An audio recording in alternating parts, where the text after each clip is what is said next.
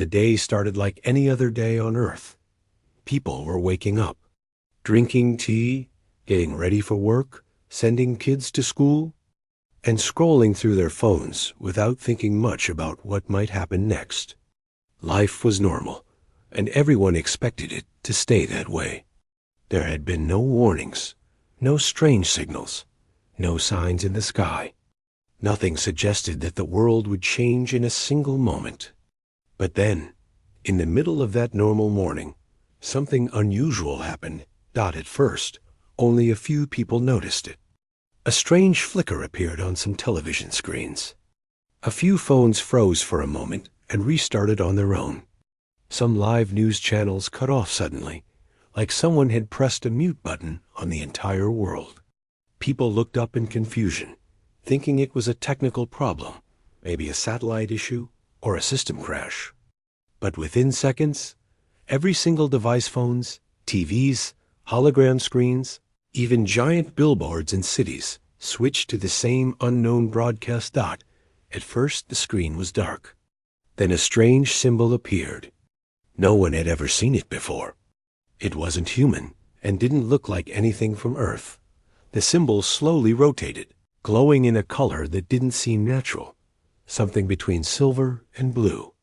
People in homes, offices, restaurants, and cars stared at it, confused and waiting for someone to explain.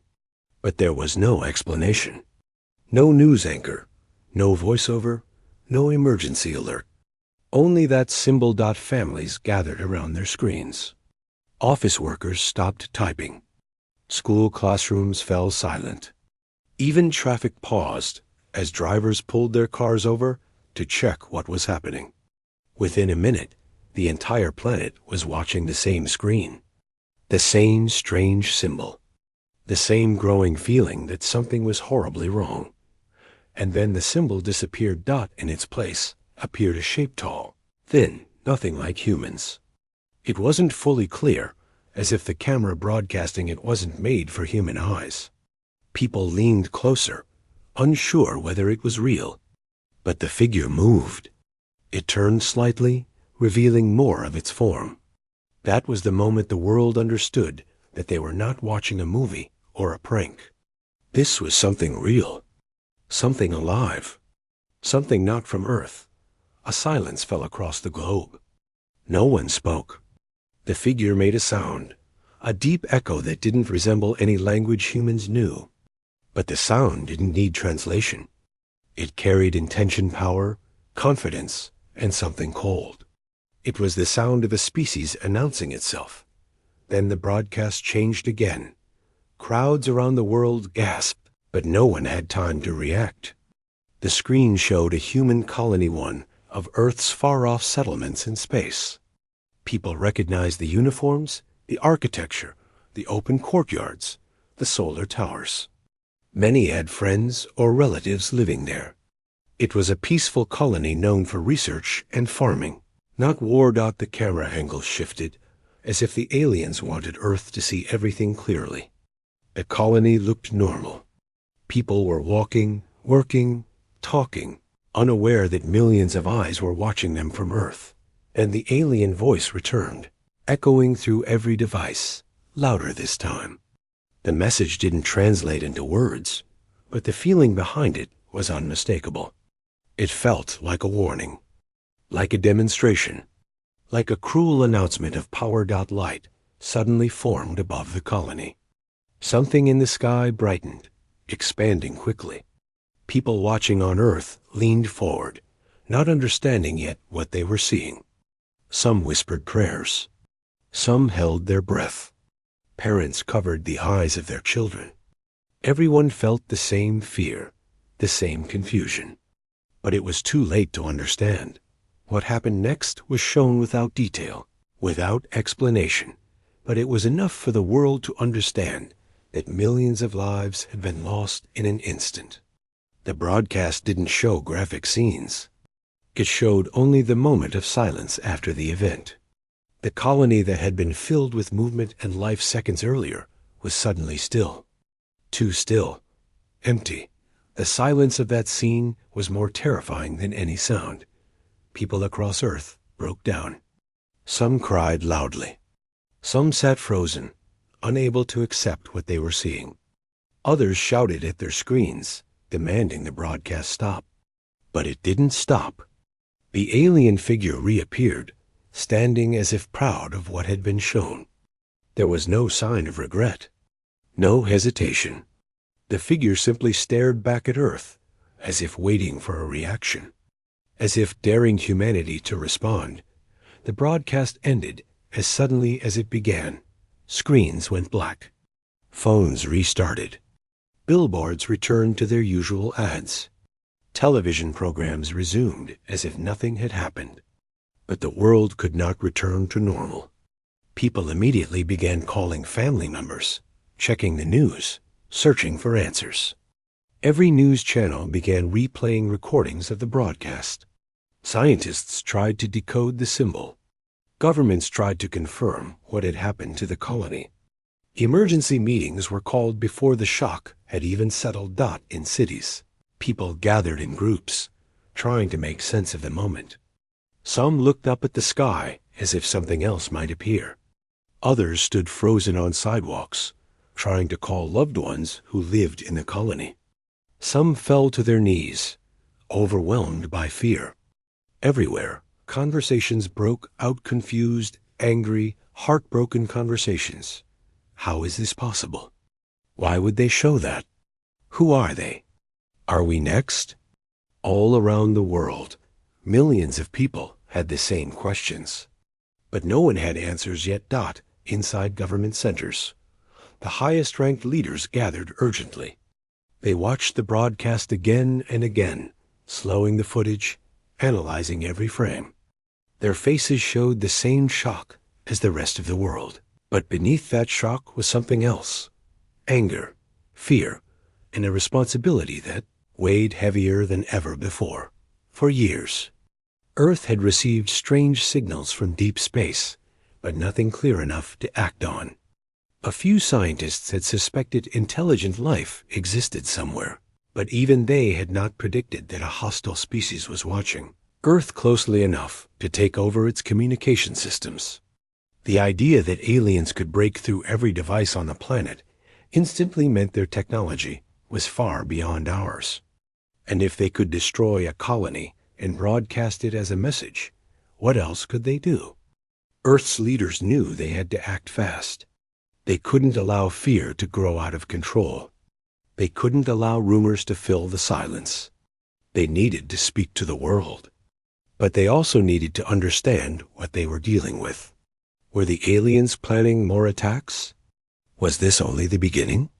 Emergency calls were made to scientists, military experts, communication specialists, and intelligence analysts. Some arrived shaking. Some arrived silent. Some arrived looking like they had not fully processed what they had seen. But they arrived. Everyone understood that Earth was facing something greater than any crisis in human history. Across the world, people gathered in living rooms, cafes, parks, rooftops, and public squares, waiting for an official statement. Social media exploded with messages, theories, and fears. People searched for survivors, news, anything that could bring hope. But all they had was the broadcast. Hours passed, but the shock didn't fade. If anything, it grew deeper. Finally, late in the evening, Earth's Emergency Council announced that they would address the world. Families sat together, holding hands. Friends stayed close. Even people who lived alone called someone, anyone, just to hear another human voice. As they waited. When the broadcast began, the council members appeared on screen. Their expressions were heavy, serious, and worn with exhaustion. The spokesperson took a deep breath before speaking. The voice was calm, but carried a weight that no one could ignore. The spokesperson explained that the colony was gone. There were no confirmed survivors. The event was deliberate, and the aliens had shown it for a reason: to intimidate Earth, to show power, to deliver a message only they understood. But then the spokesperson added something unexpected. Earth had not been entirely unprepared. For years, Humans had detected faint signals that suggested the possibility of intelligent life. Quiet preparations had been made, not for war, but for defense, research, and communication. Those preparations were now more important than ever. People listening felt a mixture of fear and relief. At least Earth had some level of readiness.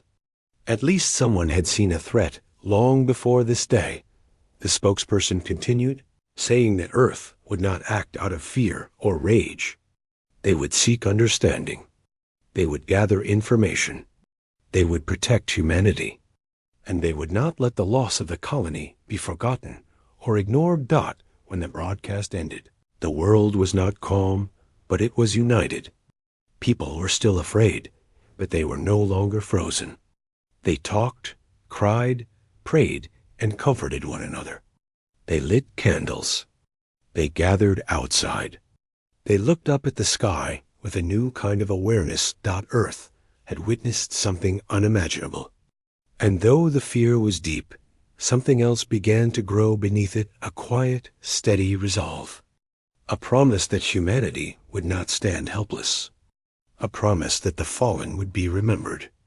A promise that whatever came next, Earth would face it together. The world had changed in a single day.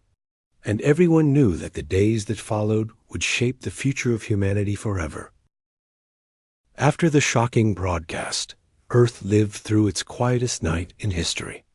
It wasn't silent because people were calm. It was silent because the whole world was trying to understand what had happened. Streets were still busy, lights were still on, but there was a strange calm in the air, like everyone was walking through the same heavy dream. The world had seen something that was not meant for human eyes, something that no one was prepared for. Families stayed awake, unable to sleep. Some sat together in their living rooms, replaying the broadcast on their screens, hoping they had misunderstood something. Others kept checking their phones for updates, even though they knew nothing new had come. A few people gathered outside, sitting on rooftops, looking up at the sky as if the clouds might suddenly move aside and reveal a clue. The entire planet was thinking the same thing. Why did this happen? And what would come next? By early morning, news channels were in full motion. They invited scientists, astronomers, military analysts, psychologists, anyone who could offer even the smallest bit of clarity. Every expert spoke carefully. No one wanted to spread fear. No one wanted to give false hope. They talked about possible alien motives, about ways Earth could defend itself, about what the strange signals from the past years might have meant. But even the experts didn't have real answers. The truth was simple and frightening. Humanity had never faced anything like this before, at the same time. World leaders were meeting non-stop. Every major nation had sent their highest-ranking officials to emergency centers. The rooms were filled with tense faces and tired eyes. Some people hadn't slept in over 20 hours. Coffee cups covered the tables, untouched meals sat cold on the side, and screens showed replay after replay of the broadcast. Each time, the room fell silent. They needed to understand the message behind it. The aliens had gone to great lengths to send it. Why show such destruction? Why broadcast it to every human device? What were they trying to say? Different theories rose in the room. Some leaders believed it was a threat to scare Earth into obeying some future demand. Others thought it was a show of strength, a warning to stay away from certain regions of space. A few believed the aliens simply wanted to see Earth's reaction, to measure fear, unity, or chaos. But no theory felt complete. The truth felt larger than anything humans had imagined. While the governments planned their next step, the people of Earth were dealing with the pain of loss. That human colony had been home to millions of families, children, researchers, workers, farmers, teachers. Many people on Earth had relatives there. Some had spoken to them just days earlier. For them, the broadcast wasn't just shocking, it was personal. They had watched the last moments of a place they loved. Throughout the day, Candlelight gatherings appeared in different cities. People lit candles not only for those they lost, but for their fear, their love, their sadness. Some held signs asking for answers. Others held signs asking for peace. And many just stood quietly, finding comfort in the presence of others. Humans had always found strength in each other during difficult times, and this moment was no different. Online, millions of messages appeared. Some were angry, demanding justice. Some were devastated, begging for explanations. Some were hopeful, reminding everyone that humanity was strong, that they had survived countless challenges before. People wrote songs, poems, and stories. They posted old photos of the colony, remembering its beauty and the people who lived there. Humans, even in their pain, tried to honor what was lost. Meanwhile, deep in secure research centers, scientists were reviewing every detail of the broadcast. They slowed the frames, enhanced images, and ran simulations. They studied the alien figure, the symbol, the communication frequency, the light patterns, everything. The colony's final moments were examined carefully but respectfully, avoiding any detail that would be too painful or inappropriate. The scientists weren't looking for tragedy. They were looking for clues. Eventually, they found something faint. A pattern hidden in the broadcast signal. It wasn't a message humans could understand yet, but it wasn't random either. The aliens had embedded something within the transmission. A code, a mark, or perhaps a calling card. It proved one thing clearly. The broadcast was not just meant to intimidate Earth. It had another purpose, something deeper. When the leaders heard about this hidden pattern, the room shifted. There was now proof that the aliens had planned this event far in advance. It wasn't a sudden, emotional decision. It wasn't chaos. It was calculated. The colony had been chosen for a reason, the timing chosen for a reason, the broadcast chosen for a reason. Whatever the aliens wanted, they hadn't reached the end of their plan yet. The Emergency Council, formed just hours after the broadcast, now had a difficult challenge: how to respond without making things worse. Some advisors insisted that Earth should stay quiet, observe, and prepare. Others argued that silence might look like weakness and invite more attacks. A few believed that the aliens might attack again regardless of Earth's response.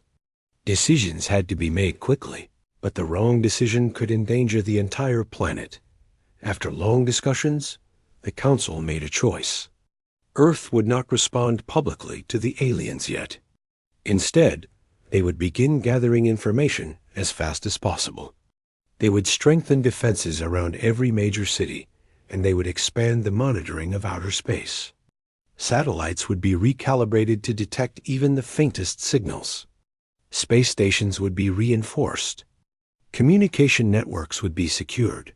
But the most important part of the plan came from the scientific division. They revealed something that only a small number of leaders had known. Before, Earth had already built secret deep space observation systems over the past decade. These systems weren't weapons. They were designed to detect signals, track unknown objects, and analyze cosmic activity. They had been created after years of picking up strange, soft signals from far beyond the solar system, signals that no human could understand, but couldn't ignore either. Back then, the signals seemed harmless. Maybe they were natural. Maybe they were distant civilizations. Maybe they were echoes of cosmic events. No one knew. But now it was clear that the signals and yesterday's broadcast were connected.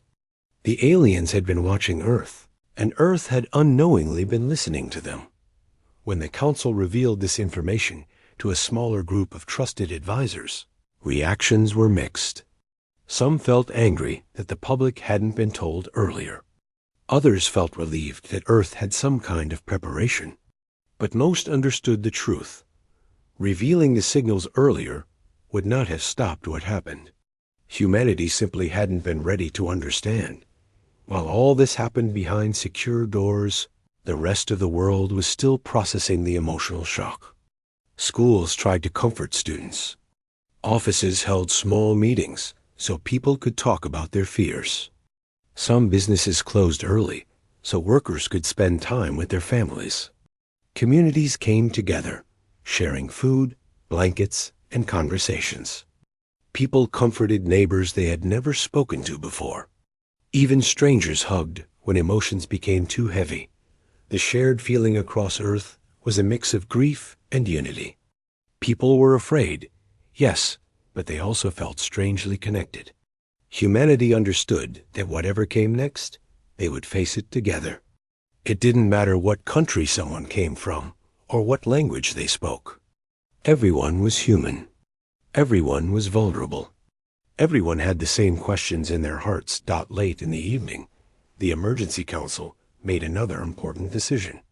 They needed to send a calm, strong message to Earth's population one that didn't hide the truth but didn't create panic either. The council worked for hours on the announcement. Every word mattered. People were already fragile. The message needed to be honest but hopeful. When the announcement finally aired, the spokesperson appeared with a tired but steady expression.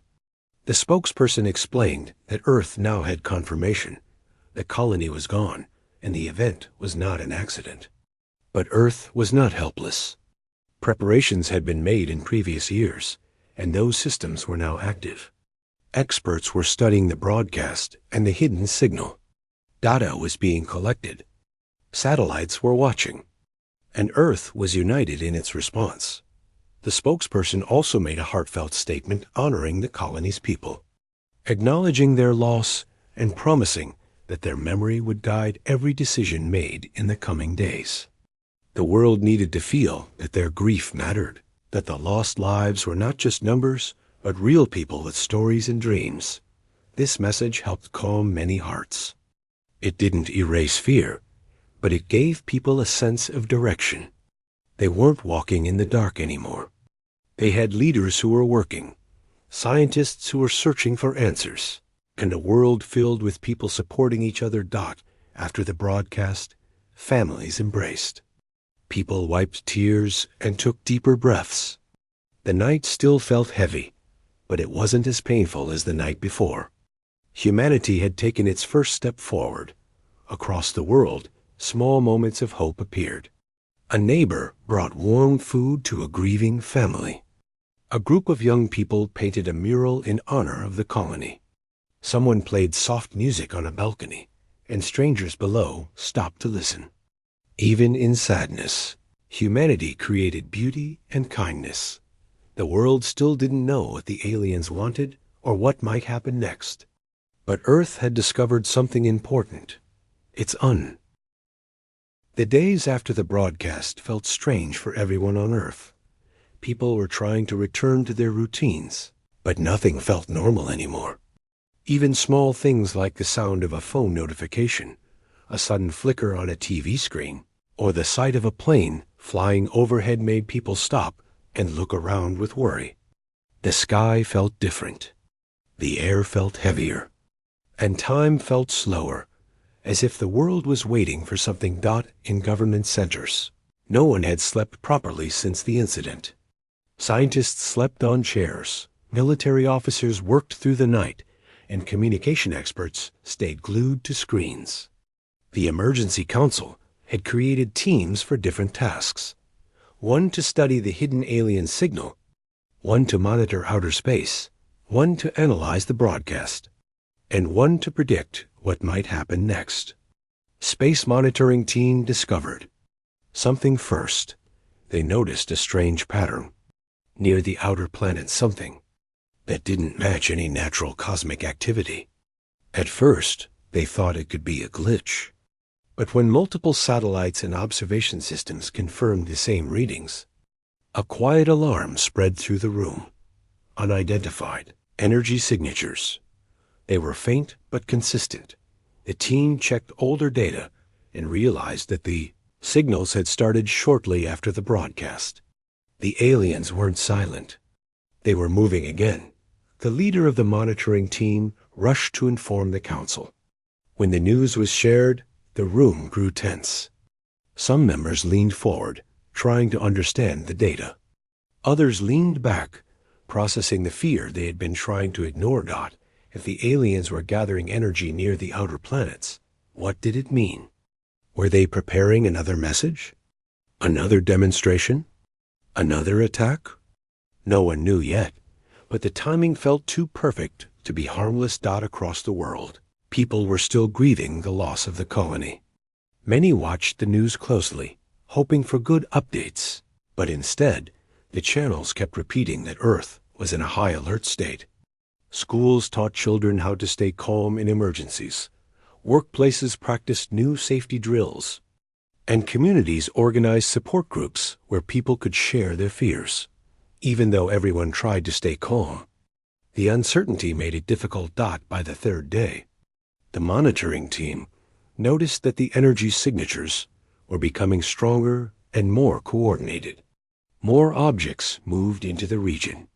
Their movements didn't match asteroids or comets. They were controlled, deliberate, organized. This confirmed one thing: the aliens were preparing for something. When the Council saw the latest data, they knew Earth had run out of time to simply observe. They needed to prepare for the possibility of another crisis. They had hoped the aliens would stay still long enough for humanity to understand the hidden message. But the aliens clearly had their own timeline. The Emergency Council held its most important meeting yet. Inside the room, every face looked serious, tired, but determined.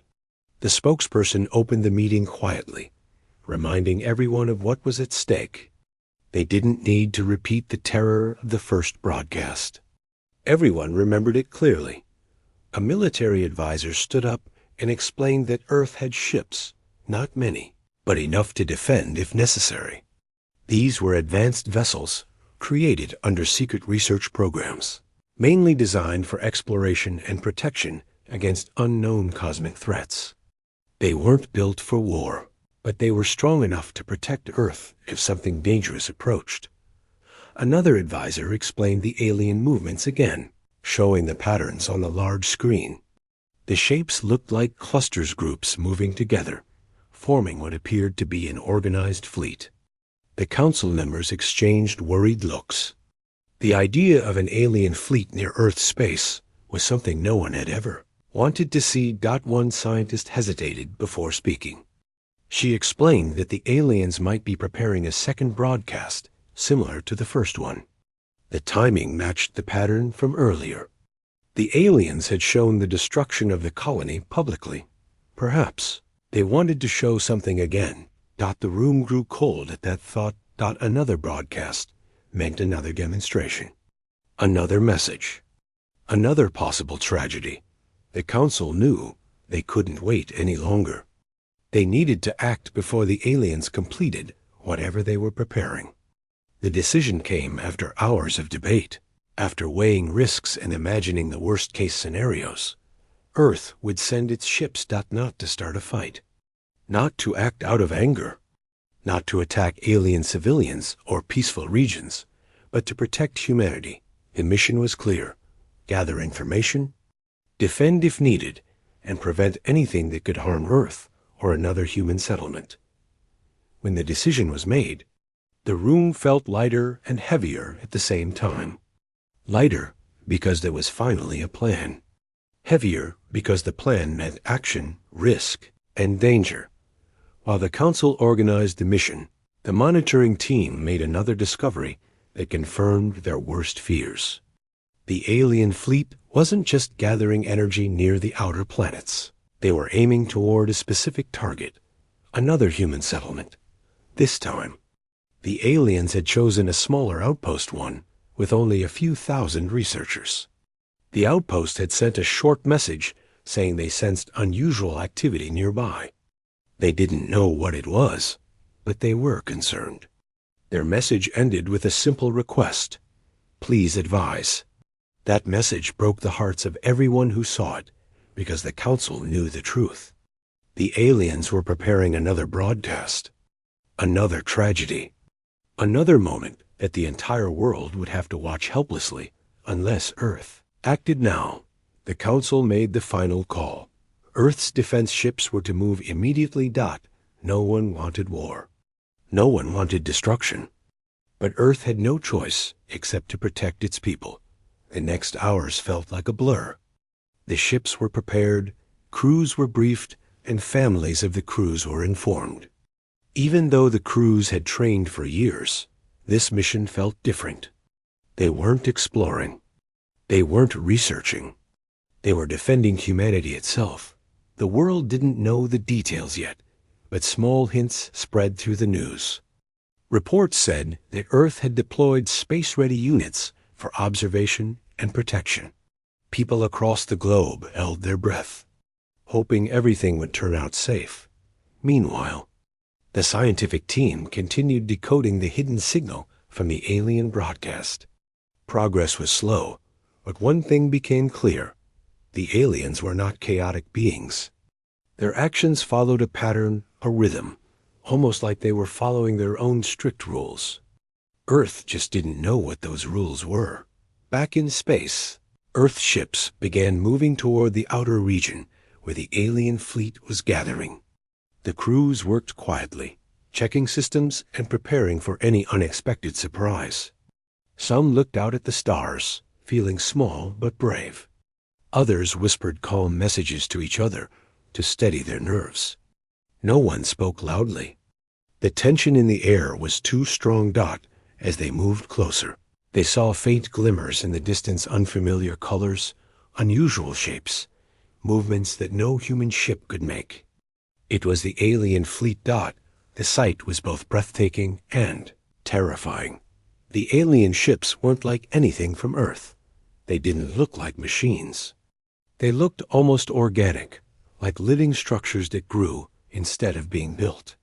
Their lights pulsed slowly, like heartbeats. Their movements were smooth, precise, deliberate. The human crews watched in silence. On Earth, the monitoring centers followed every update. The emergency council listened to the communications, each message shaking their nerves a little more. The world didn't know yet, but humanity was standing at the edge of something historic. The closer the human fleet approached, the clearer the truth became. The aliens weren't forming a defensive line. They were forming a stage, just like they had done before the broadcast. They were preparing something for the entire world to see. Earth's ships scanned the alien fleet and found more evidence. The aliens were aiming a broadcast device at the small human outpost. The pattern matched the energy signature from the first attack. That was the HFY moment Earth made its most difficult decision. Yet, the Council gave permission for a defensive strike, not to destroy the aliens entirely, but to stop the broadcast device from activating. A precise, targeted action. One that only aimed at stopping the attack. Nothing more. On the ships, the crews braced themselves. They had trained for this moment without ever believing it would actually happen. Now they had to move quickly. Before the aliens completed their setup, the human ships advanced, their systems locking onto the broadcast device. The alien fleet reacted immediately. Their lights brightened, their formations shifted, and their movements became sharper. They had noticed the humans. For a moment, time seemed to freeze. Two species, two intentions, two futures, facing each other in the quiet of space. But Earth did not hesitate. They had no choice. With one calm, steady command, the human ships released a controlled, non-lethal wave of energy that struck the alien broadcast device. The device flickered, stuttered, and died out completely. The alien fleet panicked. Their formation broke. Their signals scattered. Their movements turned chaotic. The humans watched as the alien fleet collapsed into confusion. Whatever the aliens had expected, a surprise interruption was not part of their plan. Earth had just stopped the second tragedy. And in that moment, humanity realized something extraordinary. The alien coalition was not as strong as they appeared. They depended heavily on intimidation, on showing power, on scaring others into silence. And Earth had just refused to be silent. Now everything was about to change. The days that followed felt strangely quiet, as if the whole world was holding its breath at the same time. Even though Earth's forces had already taken back most of the sky, people still felt uneasy. It wasn't because of danger. Earth was safer now than it had been in months. The uneasiness came from inside people's hearts. They were tired, wounded, and still trying to understand how everything had changed so fast. Those who had seen the broadcast could not forget it. No matter how hard they tried, it didn't matter. If someone watched it alone in their home or standing in a crowded street, the shock had settled inside everyone. Some people tried to distract themselves with work. Others spent time with family, trying to hold on to a sense of normal life. And some just sat quietly, staring at the horizon, wondering what humanity was turning into. Even the global leaders, who were usually calm and confident, carried a heavy look in their eyes. They understood that the world had crossed a line it could never return from. When Earth retaliated, it wasn't just a military response, it was a statement heard across galaxies. And even though people supported it, and even though it felt justified, there was still a question that nobody dared to ask out loud. Was humanity becoming something new? Something stronger? Or something scarier? But this part of the story is not about fear.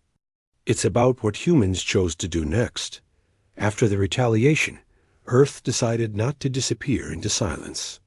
Instead, they opened communication channels to distant colonies, allies, and even planets that had never spoken to humans before. Earth wanted the universe to know one thing. Humanity wasn't violent by nature, but it refused to be victims ever again. Teams of engineers, scientists, and diplomats began working day and night. They wanted to understand how the alien attackers had reached Earth in the first place. It didn't seem possible that such a large fleet could get so close without being noticed earlier. Something was wrong. Something deeper had been happening behind the scenes. Slowly, new information began to surface. A few months before the attack, strange signals had been detected near the outer edges of the solar system.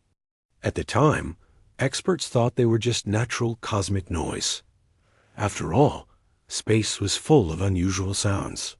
But now, when the signals were analyzed again, patterns emerged. These were not natural waves. These were coordinated communications.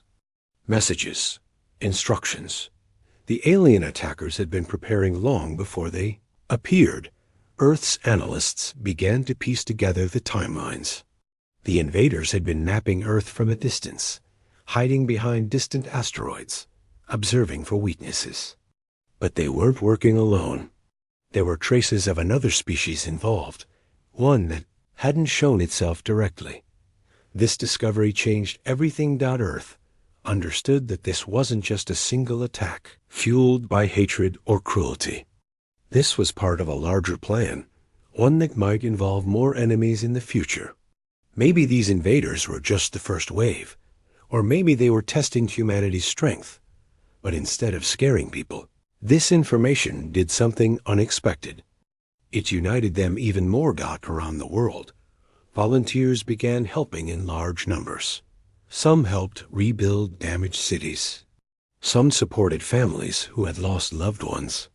Others worked in research centers, helping improve communication systems, medical networks, and emergency response units. Humanity was not sitting quietly anymore. It was preparing to stand tall. In one part of Earth, a group of scientists worked on a new type of sensor technology. The idea was simple. If humans could detect threats earlier, they wouldn't be caught off guard again. These sensors could read energy signatures from far distances, identify unknown ships, and track unusual patterns in space. It was something Earth had dreamed of developing for years, but now there was a powerful motivation behind it. In another part of the world, a group of young programmers created an artificial monitoring network that analyzed millions of data points every second. If anything suspicious happened, even something tiny, it would alert global defense instantly. These programmers worked in small rooms with almost no sleep, drinking cups of tea or coffee, encouraging each other with quiet determination. They didn't wear uniforms or belong to military forces, but their contribution was just as important. Far away, in a huge repair facility, engineers were fixing damaged starships. They worked with quiet focus, tightening bolts, replacing burnt circuits, and rewiring systems. Every spark from a welding torch felt like a small symbol of rising hope. All around the planet, humans were proving something powerful. Even when they were shaken, even when they were grieving, they could rise together. Meanwhile, the world still wondered about the survivors. There were millions who had lost families, homes, and friends. What would happen to them now? Earth created support centers for them, not cold buildings with long lines and paperwork, but welcoming places where people could talk, rest, and heal. Volunteers cooked meals, doctors offered free care, and community groups organized activities to keep people's minds calm. Children who had lost parents were given guardians who cared for them like their own families. Nobody was left alone. Slowly, the world began to breathe again. One day, something unexpected happened. A message arrived from a distant planet that had been silent for years. Their people had witnessed the broadcast too, and they were shocked by what the invaders had done. They reached out to Earth not because they wanted an alliance, but because they wanted to understand humans better. They said they had always believed humans were fragile, emotional, unpredictable. But after watching everything, the tragedy, the unity, the response, they realized humans were far more complex than they thought. For the first time ever, humanity was being seen with respect. This message spread across Earth, and it lifted people's spirits. It reminded them that they were not alone in the universe, and not every species out there was cruel. Some were curious, some were afraid, and some were actually hoping to learn from humans. But even in this moment of relief, Earth knew one thing clearly: the universe had changed. Humanity had shown strength, and now many eyes, some friendly, some uncertain, were watching. That meant humans had to be careful with every step they took next. Earth's leaders gathered for a major decision. They wanted to create something new, a universal charter that would shape humanity's future behavior in space. It wasn't about war or retaliation. It was about responsibility. If humans were now seen as a rising power, they wanted to set the right example. They wanted to protect their planet, but they also wanted peace to be possible. So they drafted their ideas. Humanity would not start wars. Humanity would not seek to dominate. Humanity would not harm those who chose peace, but humans would defend themselves fully if anyone tried to hurt them again. It was simple, clear, and honest. People supported the idea immediately. It made them feel stronger, not softer. It showed the universe that humanity had discipline, purpose, and dignity. That night, around the globe, people gathered outdoors, on rooftops, on beaches, in fields, in quiet streets.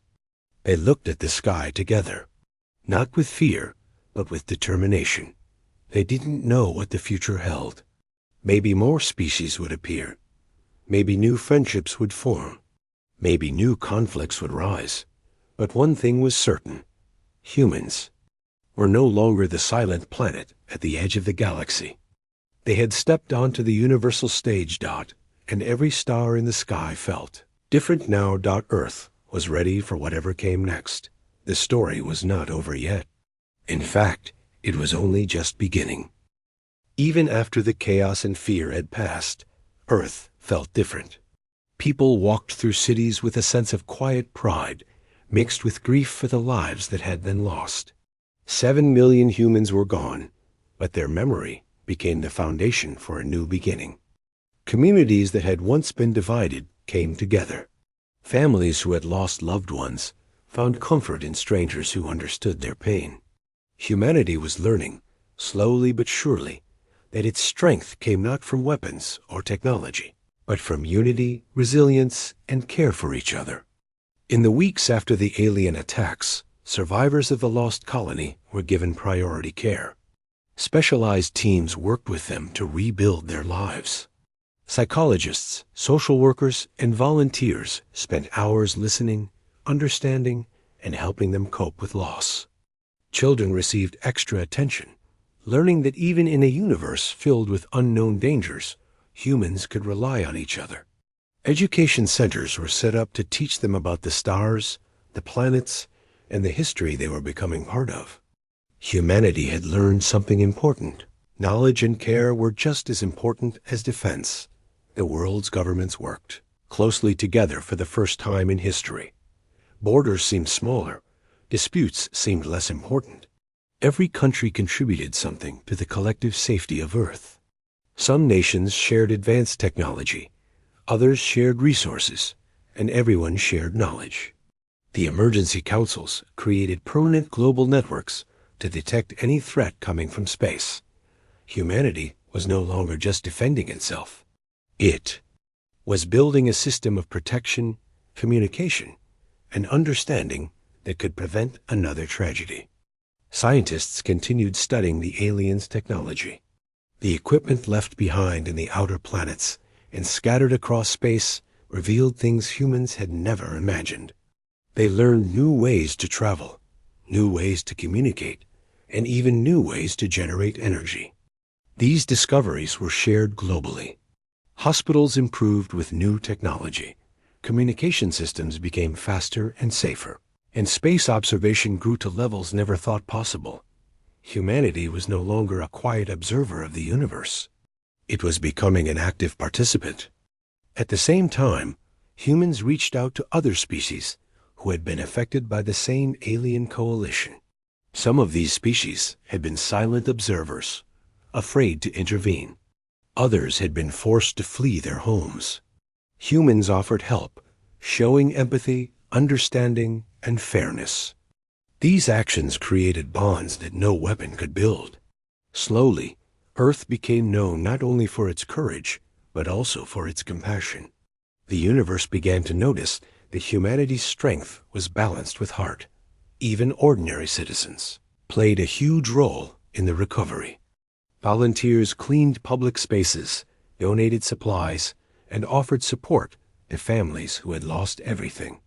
Communities shared food, clothing, and warmth. In parks, schools, and community centers, people held memorials for those who had died, lighting candles and telling stories of courage, laughter, and kindness. The world remembered the 7 million not as numbers, but as people who had lived, loved, and dreamed out across the planet. Artists, writers, and storytellers began to capture the events in a way that honored the people who had been lost. Paintings, songs, books, and films told stories of grief, hope, and resilience. These works reminded everyone that even in the darkest times, humanity could find meaning, beauty, and connection. Children learned these stories in schools, and adults shared them in their communities. Memory became a bridge between the past and the future. Meanwhile, Earth's fleet of ships continued patrolling the outer edges of the solar system. They no longer moved in fear. They moved with confidence. The crews had learned from the previous attacks and knew how to handle unexpected situations. Every patrol mission was carefully planned, combining observation, defense, and communication. Human crews shared knowledge, trained new recruits, and improved their tactics. The universe was watching, and humans wanted to show that they were prepared, but not reckless. Unexpectedly, messages from other planets started arriving more frequently. Some species reached out to study Earth's recovery. Some wanted advice, while others offered their own knowledge. This exchange of information created a network that had never existed before. Humans learned about alien cultures, languages, and histories. They shared their own experiences, showing that even though humanity had faced tragedy, it could lead with wisdom and empathy. This network also became a source of safety. Knowledge of other species and their capabilities helped Earth avoid misunderstandings that could turn into conflict. Even though life slowly returned to normal, people remained aware of the universe beyond their planet. Stargazers, children, and adults alike spent more time learning about space. Families would go outside to look at the stars and discuss the possibilities. Schools taught about astronomy, physics, and diplomacy among species. Humanity realized that knowledge was not only a tool for defense, but also a way to ensure that every action was thoughtful and responsible. People were no longer just citizens of a single country. They were citizens of a planet. Earth's leaders knew that the strength shown during the crisis could not be wasted. They created international councils focused on peace, technology, and preparation. These councils ensured that decisions were made transparently, with both security and compassion in mind. Instead of hoarding knowledge, Earth shared it with all nations. Instead of seeking revenge, Earth sought understanding and cooperation. The world had learned that survival depended not only on power, but also on unity. 1 year after the attacks, the first memorial for the lost colony was opened. It was not a cold building or a simple monument. It was a place where families could come, sit, and remember. It had gardens, fountains, and areas for storytelling. Children could learn about the lives lost, adults could reflect, and survivors could find comfort. People from all over Earth visited, leaving flowers, writing messages, and lighting candles. The memorial became a symbol of humanity's resilience and its refusal to forget. Even the youngest generation understood that Earth's story had changed. They learned that humans could face unimaginable danger, lose everything, and still rise with dignity and courage. They learned that unity, compassion, and preparation were just as important as strength. And they learned that every action they took mattered not just for themselves, but for the entire planet and beyond. The aliens who had once seemed invincible were no longer a threat. Their plans had been stopped, their fleet had collapsed, and their strategy had failed. But Earth did not celebrate with anger or hatred. Instead, humans chose to remember what had happened, to learn from it, and to ensure it never happened again. The victory was not in destruction. It was in responsibility, in careful action, and in showing the universe that humans could protect themselves without losing their humanity. Over time, Earth became a model of resilience and hope. Other species began seeking alliances and friendships, knowing that humans were strong but fair. Humanity learned how to combine intelligence, courage, and empathy to solve problems. They built networks to prevent disasters, systems to detect danger, and communities that could recover from any loss. The planet became safer, not because of fear, but because humans had chosen to act wisely, together, and with compassion. Even though the universe remained vast and mysterious, Earth's people were no longer afraid. They had faced tragedy, seen unimaginable loss, and still found a way to rise. The memory of the 7 million who had been lost guided them in every decision. Their legacy became the heart of a new era for humanity, one where the planet was united, prepared, and hopeful. Humans had learned that the greatest strength was not in fear or revenge, but in courage, compassion, and unity. At night, when people looked up at the stars, they no longer felt small. They felt connected. They felt capable. They felt ready for the future. Humanity had changed forever, not because of anger or destruction, but because they had chosen to act with purpose, heart, and wisdom. The universe had seen Earth rise from tragedy, and in that rising, humans had discovered their true potential. The story of the lost colony, the broadcast, and Earth's response became a story told again and again. It was not a story of revenge or violence. It was a story of unity, resilience, and hope. It reminded everyone that even in the darkest times, humans could find strength, rise together, and create a better world. The lessons learned, The bonds formed, and the knowledge gained would guide humanity for generations to come. Earth was no longer just a planet in space. It was a beacon of hope, a symbol of courage, and a reminder that even after unimaginable loss, humans could rise, rebuild, and shine. And that was the beginning of a new chapter for all of humanity.